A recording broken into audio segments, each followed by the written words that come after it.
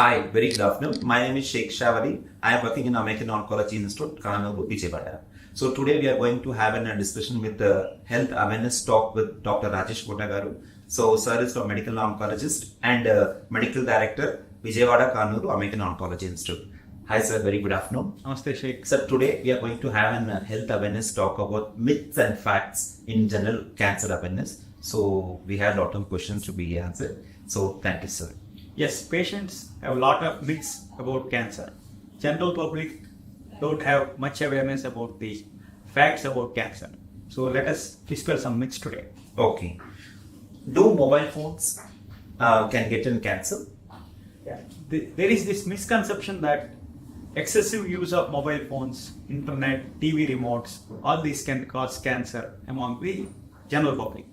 But the fact is, there are two types of radiation. One is ionizing radiation, the other one is non-ionizing radiation. These internet, mobile phones, TV remotes, all these come under non-ionizing radiation. So absolutely there will be no risk of getting cancers by the use of this radiation. On the other hand, if people get exposed to ionizing radiation, like getting excessive X-rays or when they are exposed to some atomic nuclear bombs, so those are the risk factors for getting cancers. Mobile phones, TV remotes, cell phone towers, all these are not cancers. Do artificial sweetness, excess consumption can cause the cancer? These days, a lot of patients have diabetes, and most of the diabetes use artificial sweeteners instead of sugar. Of late, there is a talk that these artificial sweeteners can lead to cancers. But as far as science says, they have been extensively studied, and artificial sweeteners doesn't cause any increased risk of getting cancers. So diabetics can happily use artificial sweeteners, but the point here is any chemical or any artificial substance, if we use in excessive amount, that can cause some other medical comorbidities and medical complications. It need not be cancer, but everything should be limited. Okay. Can excessive stress cause the cancer? The other question what we get regularly from patients and their relatives is, sir, we are having excessive stress at work, the family has some problems at home, so is that the cause for cancer? Again, science says, research has established that stress is not the only cause of cancer. So patients might be having different causes for cancer. What they attribute for getting cancer might be stress, but stress as such will not cause cancer.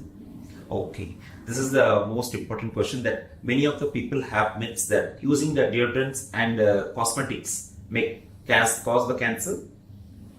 We should agree that the use of deodorants, antiperspirants, cosmetics, lipsticks, lip balms have increased. But again, all these are tested scientifically, and although they are chemicals, but there are no carcinogenic material used in most of these antiperspirants or deodorants. So as far as research says, these things might not be causing cancer. Okay. Getting a biopsy makes cancer spread in general awareness? One more myth these old timers or old patients have is that patients should not be subjected to any form of biopsy or surgery. What they feel is putting a knife on the cancerous tumor will lead to the spread of cancer. But again, this is absolutely baseless thing that people believe. In order to get a diagnosis of cancer, we need to have a biopsy or an FNAC. And early stage cancers, most of the early stage cancers are treated surgically. So we need to operate on the patient, get out the tumor, and send for histopathology to know the correct stage of the disease. One more thing, why patients might be thinking that putting a knife on the cancerous tissue or doing a biopsy causes cancer to spread is, in the previous days, there are not many diagnostic or staging procedures or imaging tests available. So maybe 4 decades earlier, we don't have these many CT scans, these many MRI scans. So we don't have the proper staging test to be done. So might be in those times the patients of advanced cancers or advanced stage cancers might have been operated and they might have died within few months. So the cause of their death is not putting the knife on the cancer, but because they have been treated in the later stage itself. So these days we do a proper staging once a cancer is diagnosed. Only in early stages and wherever appropriate, we use surgery as a treatment modality. So again, putting a knife on a cancerous tissue or doing a biopsy or doing an FNAC will not cause any increase in cancer spread. Many of the diabetic patients want to know it. Eating excessive sugar may cause much more fast spread in the cancer. Again, people think that sugar is the food for cancer cell.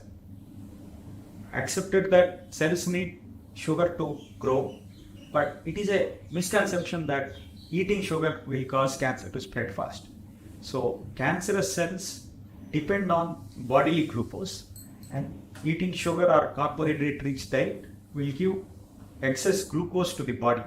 But that doesn't mean to say that cancer cells will grow just by eating the sugar.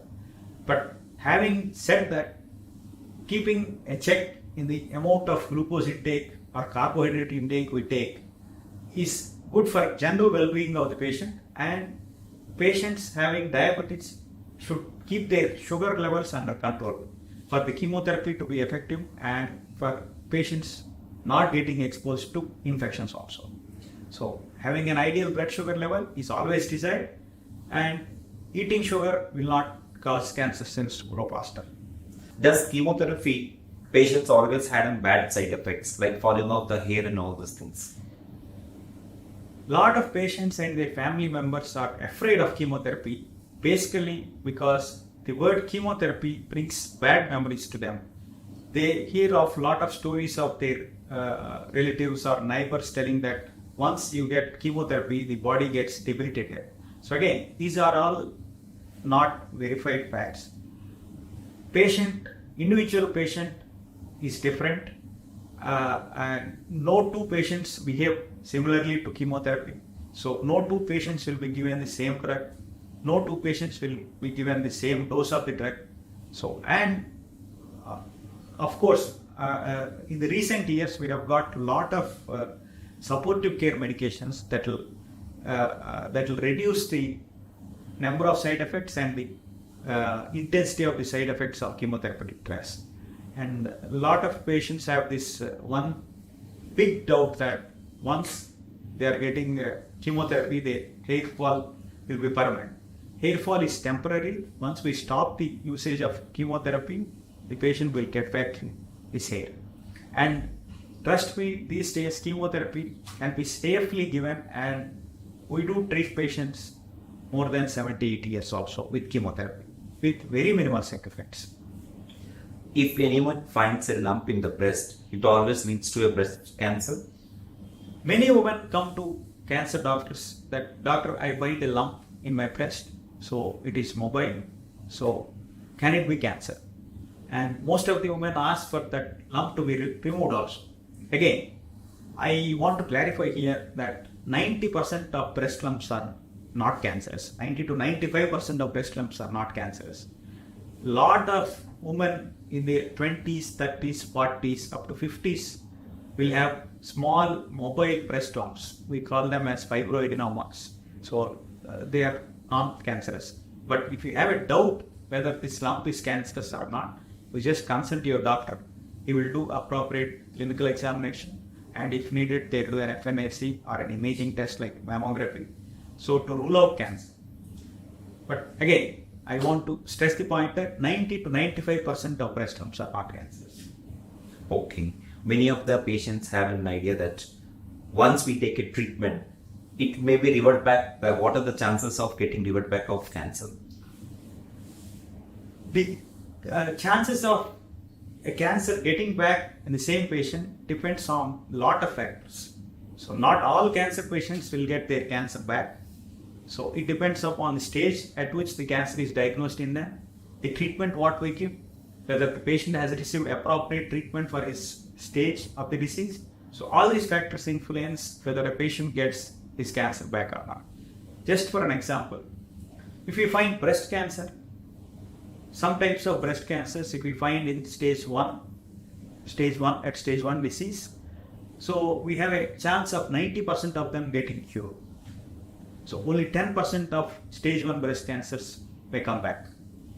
Likewise, if we take colon cancers, stage 1, stage 2 colon cancers, 70 to 80% will not get cancers in their lifetime. If we see prostate cancers, which is more common in the elderly patients, 90% of stage 1 prostate cancers, people get rid of them. So they will not get their prostate cancer back. So again, as I said, identifying the cancers, diagnosing cancers, staging the cancers appropriately, and giving treatment based on the stage of the cancer, all these are things that will determine our risk of getting cancer back. Thank you, sir. And one more thing, it is many of the people save the foods in the food containers, in the plastic containers, and they go for the microwaving. So due to this harmful this thing may releases, and what are the chances of getting the cancers in that one? Chemicals are some of the chemicals can cause cancers, but again, preserving food in plastic containers is not shown to increase any risk of getting cancers. And using microwaves, again, it is not known to cause increased risk of cancers. But using plastic containers in microwaves, this is a matter of debate because they have certain materials to be used in the microwave. So we recommend patients or public to use only those containers.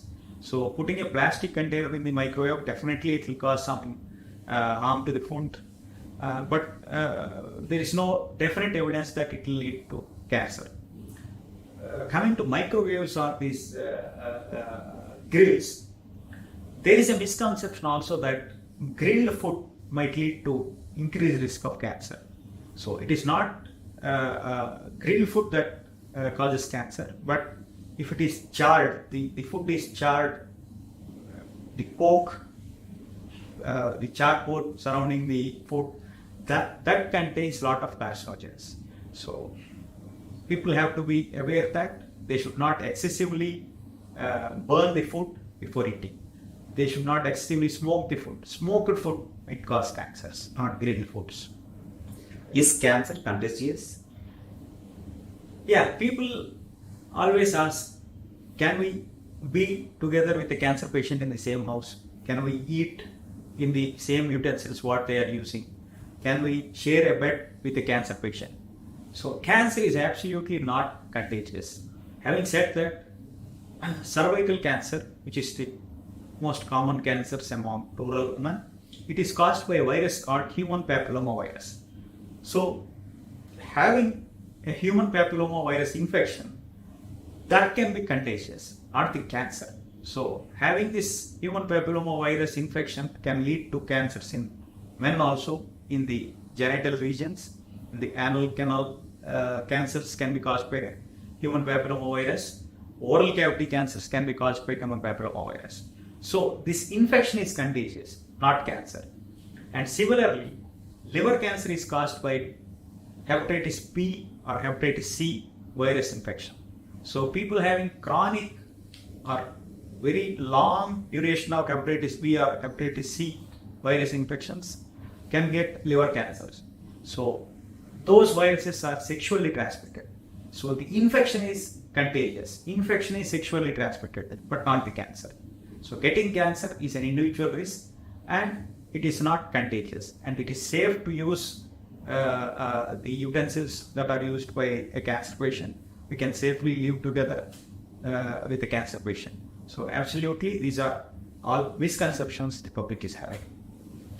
Do lung cancer occurs only in smoking, people who smoke a lot, like chain smokers and all these things, or only for them, for anyone? We see a lot of non-smokers getting lung cancers. The first question they asked me is, Doctor, I never smoked it in my lifetime. So I didn't use any tobacco in my lifetime. Why did I get cancer? So again, smoking is the biggest risk factor for getting a lung cancer. But not that all smokers will get lung cancer, and the same is true that all non-smokers will not get lung cancer is also a false. So lung cancer can be caused by not only smoking but environmental pollution. Our occupational environment decides what chemicals we are inhaling. So all these harmful chemicals can cause lung cancer in non-smokers also. And as far as smokers are concerned, a lot of smokers will have not just cancer but heart problems, stroke, cardiovascular diseases, hypertension, diabetes. So smoking causes a lot of health issues, and the major health issue that smoking can cause is cancer. Smoking itself contributes to 30 to 40% of cancer cases across the organs, not just lung cancer. They can get oral cavity cancers, throat cancers, stomach cancers, bladder cancers. Smoking is a big culprit in all these cancers. Many of the people have doubts that if any one of the family members having the cancer, they may also get the cancer. What are the chances for that one? Right. Again, people ask me that, Doctor, none of my family members have cancer. Will I get cancer? Or why did I get cancer, though none of my family members have cancer? So I want to get the public know that only 5 to 10% of cancers are familial. Only 5 to 10% of cancers have genetic predisposition. 90 to 95% of cancers are sporadic. Sporadic in the sense, cancer can occur to anyone even though they have normal genes. So only 5% to 10% of all the cancer cases will have a family history. So people have to get screened for appropriate cancers at appropriate age. They should not be telling that I don't have any family member who is having cancer. Why should I need this screening test? So ideally, 40 years and above, all women should come for mammographic screening for their breast cancer identification. So people having colon cancer in the family, they need to come for colonoscopic screening. Women above 18 years should come for cervical cancer screening. Nowadays we have pap smear and HPV DNA testing also. So consult your doctor what appropriate cancer screening test you need to undergo. So the doctor will decide and subject you for the cancer test. There are many types of cancers, and same patient, same treatment. How many people will get the same treatment for the same cancer it is? Yeah, people ask me, Doctor, I have breast cancer. My neighbor also is having breast cancer, but my treatment is different, her treatment is different. So I want to let the public know that no two cancers behave similarly. So there are a lot of variable factors that determine what treatment we give to a particular patient. So breast cancer or lung cancer or stomach cancer or colon cancer or oral cavity cancers, these are all generic terms. There are a lot of subtypes in individual cancers. So depending upon the subtype, depending upon the stage, depending upon the age of the patient, these are few factors what we take into consideration before starting treatment. So no two cancer patients are treated in a similar way. Likewise, no two cancer patients behave in a similar way. So same subtype, same age group, same drugs can work wonders in some patients, can do harm in some patients. So there is something called biology of the disease. So that is different in different people. So based on the biology of the disease, the treatment response and patients getting back to cancer are determined. Thanks, sir. Thanks for answering all the myths and facts about the cancer in this one. Thank you very much, sir. Thank you, Sheikh. Thank you. Thank you. Thanks for watching the live session. If you have any questions and queries, please comment in our chat box. For more informative videos about the cancer, do subscribe our channel, American Oncology Institute.